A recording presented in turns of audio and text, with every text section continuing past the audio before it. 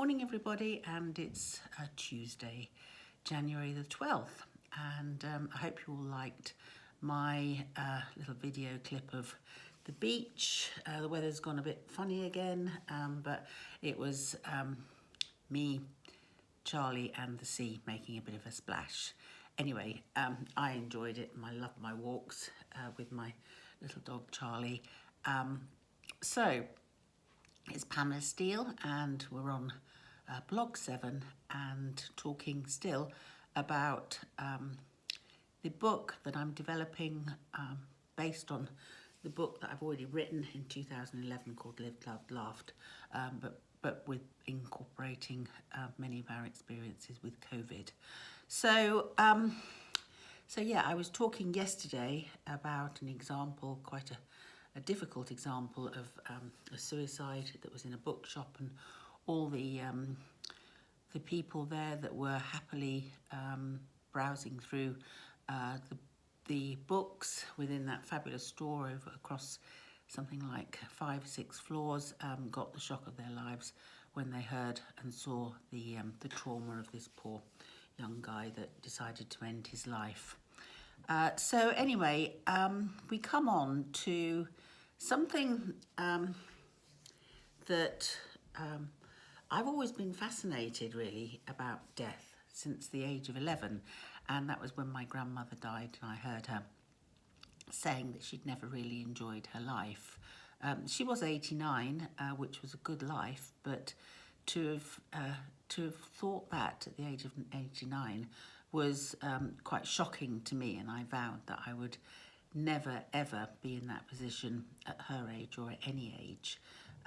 About a year later, I don't know, some of you may have heard about it, there was an Aberfan disaster where a big slurry of sludge had slid down the hillside and onto a school and engulfed that particular school and killed many hundreds of children, and that left, or a few hundred, that left the whole town totally traumatised, and it left me a bit traumatised. I was the same age as these children.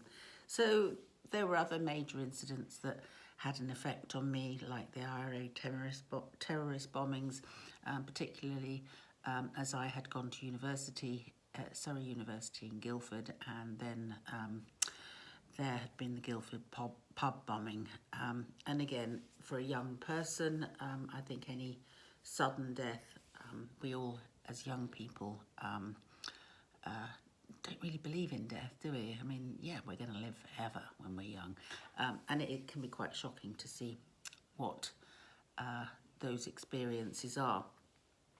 So, as they do now, you don't get used to things like that, even though I have worked with traumas as a trauma recovery psychologist for many years. You never ever are not shocked by it. Anyway, I wanted to talk to you a little bit more about Alan Watts. I think I mentioned him briefly in one of my earlier blogs, and that is that he, as a philosopher, looks at life and death as a game, a part of a game of polar vibrations of existence. And he believes that instead of playing a game where one might live or one might win over the other, so e.g. light winning over dark, sound over silence, solid matter over space, or life over death, we should accept each polar vibration equally as part of our existence. So then maybe we could accept death much more than life, or as much as life, rather than denying it or fighting it. And we do fight it in this society. We clean up, we clinicalise death.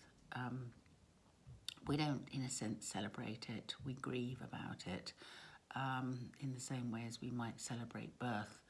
And yeah, it's a sort of it used to be more of a celebration in the Victorian days, when they used to put grandma on the parlour table and everyone came and said their goodbyes. Now, you know, they're hidden away in a funeral parlour and people rarely go and say their goodbyes. And we do still have funerals, thank goodness for that. But yes, another existential philosopher. I remember existential means studying our own existence. Nietzsche, in the early 20th century, believed that as we grow up, we seem to be consciously divorced from our real selves and real drives and wishes. And this is perhaps due to, I don't know, childhood conditioning, social circumstances, religious beliefs. And he believes that we should dare to become who we are. And so, as I said, very much part of accepting death is, and the trauma of it, is accepting that sometimes it can awaken us to this sort of existential dare to live as we want.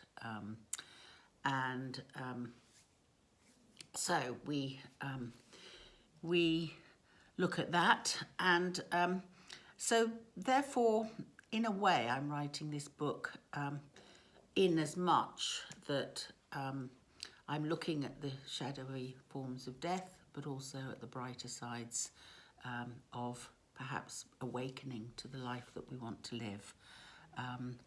And some books, I